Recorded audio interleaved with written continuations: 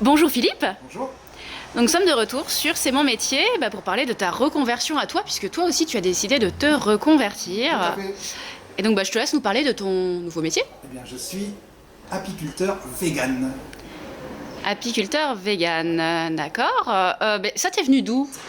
Bon, alors ça m'est venu de mes anciens métiers en fait, parce que je travaillais dans le spectacle. J'avais 4 métiers dans le spectacle. J'étais metteur en scène, j'étais comédien, j'étais technicien lumière, pas son dit, attention, lumière, j'aime pas les techniciens son. Et j'étais administrateur de tournée. Voilà. Et je me suis rendu compte que c'était le spectacle en fait, c'est un désastre écologique parce qu'on a un bilan carbone désastreux. Quand on part en tournée, on se rend pas compte, mais il y a les camions des décors, faut bouger tous les comédiens. Alors pour bouger les comédiens, on a le train, on a l'avion, on a tout ça. Et tout ça, c'est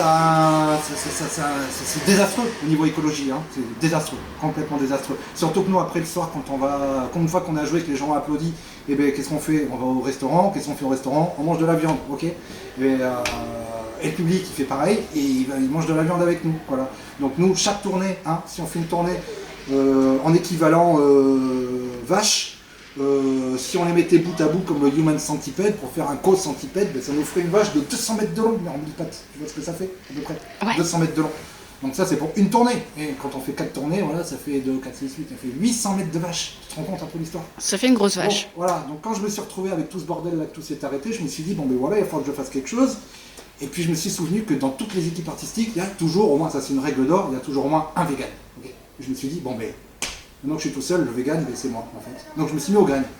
Et bon, au début, les graines, c'est dégueulasse. Et après aussi, d'ailleurs.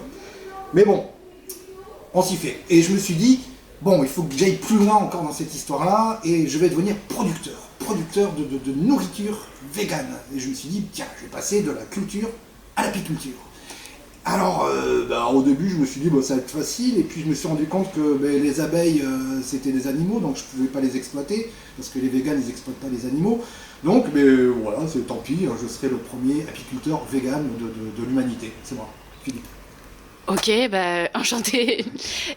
Du coup, ça marche comment? Tu nous montres? C'est très simple, on va aller dans mon jardin. Ok, super. Alors, non, mais tu peux rester assis, le jardin il est juste là.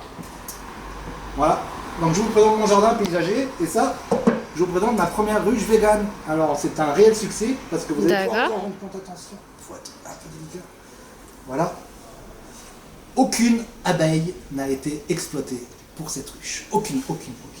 Et alors, Ok. je l'ai posé cette année, vous savez, le miel ça se fait à partir du printemps. Et donc voici mon premier pot de air miel, car je fais du air miel, je ne fais pas du miel. Voilà. On est d'accord que c'est complètement vide. Oui, comme les théâtres, pareil. Ouais. Et alors, pour vous dire, la ruche, on la pose comme ça. Pour la récolte, on pose le pot le soir au fond de la ruche. On ouvre le pot et au petit matin, quand il y a encore de la rosée, que le boucher halal en bas il n'est pas ouvert, on referme le pot.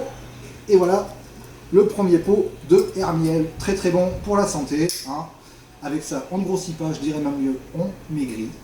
C'est important parce que c'est bientôt l'été. Et l'été, il faut être mince. On le dit à la télé. Et du coup, avec ça, vous faites une petite tartine de air miel le matin, il n'y a pas de souci. Alors je le mets en vente, mon air miel, mais je ne fournis pas les pots. Donc pour ceux qui sont intéressés, messieurs, dames, il vous suffit de m'amener le pot le soir, je le mets dans ma ruche, le matin je le ferme et je vous rends du air miel pour la modique somme de 8 €. Messieurs, dames, 8 € le pot de air miel. D'accord, et ça a quel goût? Ça a goût de rien. On peut voir d'ailleurs, il a une super couleur. Et alors, bon, vous êtes derrière vos écrans, vous ne pouvez pas sentir, mais je vous assure que ça ne sent absolument rien du tout. Rien de rien. Voilà. Ah oui, je confirme. D'accord. Alors, 8 € le pot, je fournis pas le pot, et vous pouvez vous faire des tartines de air miel. Le air miel de Philippe.